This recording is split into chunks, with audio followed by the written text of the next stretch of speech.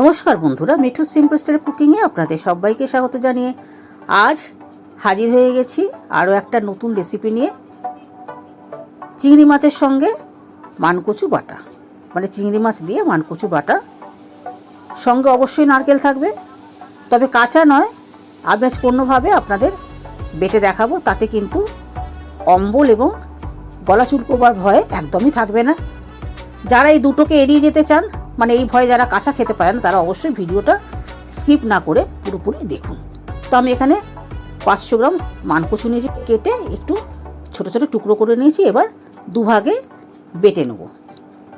প্রথমে একটা মিক্সার বলে অর্ধেক পরিমাণে কচুটা দিয়ে দিলাম সামান্য পরিমাণে জল, 1 চা চামচ নারকেল কোড়া, 2টো কাঁচা লঙ্কা ও সামান্য পরিমাণে লবণ, মানে ছোটো চা চামচের 1 চামচ লবণ দিয়ে খুব ভালো করে মিহি করে পেস্ট বানিয়ে নিলাম পেস্টটা। এবার বাকিটাও ঠিক একইভাবে বেটে নেব, কাঁচা লঙ্কা, নারকেল কোড়া ও নুন দিয়ে।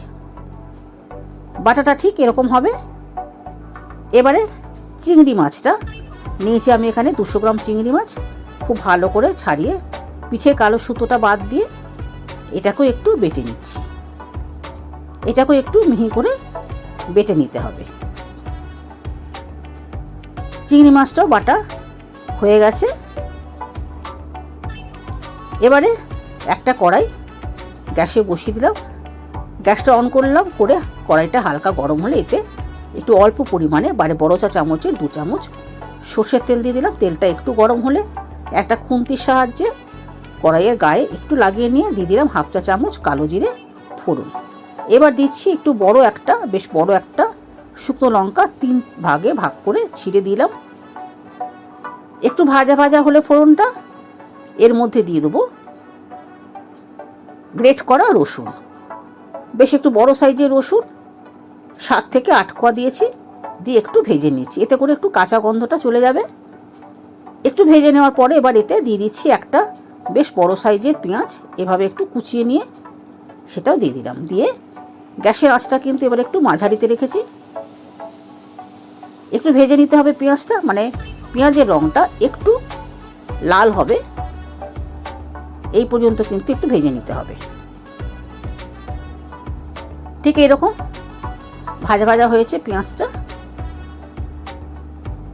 এবার এতে দিয়ে দিচ্ছি বেটে রাখা চিংড়ি মাছটা। গ্যাসের আঁচটা কিন্তু মাঝারিতেই থাকবে। চিংড়ি মাছটা খুব ভালো করে এই পেঁয়াজ রসুনের সঙ্গে মিশিয়ে নিয়ে একটু ভাজা ভাজা করে নিচ্ছি। আর চিংড়ি মাছ কিন্তু যখনই ভাজা হয় তখনই কিন্তু একটু দানা দানা হয়ে যায়, সেটা আপনারা সবাই জানেন। একটু ভাজা ভাজা হলে এবার এতে দিয়ে দেবো ছোট চা চামচের 1 চামচ লবণ দিয়ে খুব ভালো করে মিশিয়ে নিয়ে আরও একটু ভেজে নিতে হবে। এবার দিয়ে দিচ্ছি বেটে রাখা কচুটা। এবারে কিন্তু গ্যাসের আঁচটা একদম কমিয়ে দিয়েছি, তা না হলে কিন্তু এই কচুটা কড়াইতে লেগে যাবে। খুব ভালো করে এই চিংড়ি মাছের সঙ্গে মিশিয়ে নিয়ে অনবরত নেড়ে যেতে হবে। নাড়তে নাড়তে কিন্তু কচুর রঙটা যেরকম একটু চেঞ্জ হয়ে যাবে, তেমনি কিন্তু শুকিয়ে একটা শুকনো মণ্ড তৈরি হবে। দিয়ে দিলাম আরও 1 চামচ, মানে ছোট চামচের 1 চামচ লবণ। খুব ভালো করে কিন্তু দেখতেই পাচ্ছেন মেশাতে মানে মিশিয়ে নাড়তে নাড়তে কিন্তু এভাবে কড়াই থেকে ছেড়ে আসবে। যখন এরকম প্রায় অনেকটাই শুকনো হয়ে গেছে আর এর মণ্ডটাও প্রায় তৈরি হয়ে এসছে, এবারে এতে দিয়ে দেবো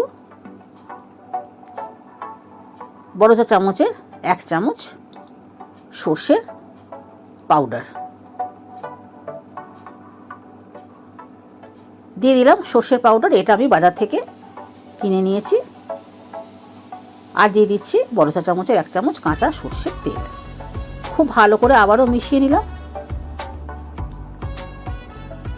মিশিয়ে নিয়ে আরও 2 থেকে 3 মিনিট একটু নাড়াচাড়া করে নেব।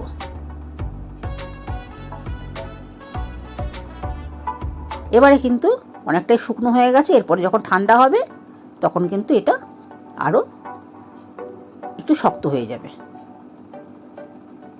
এবার এই অবস্থায় গ্যাসের আঁচটা আমি বন্ধ করে দিলাম। অন্য একটা পাত্রে আমি তুলে নিয়েছি এভাবে। আর একটা শুকনো লঙ্কা ভালো করে পুড়িয়ে দিলাম। এটা কিন্তু আপনারা পরে মেখেও খেতে পারেন। তো কেমন লাগলো বন্ধুরা কমেন্ট করে জানাবেন। আসি, টাটা।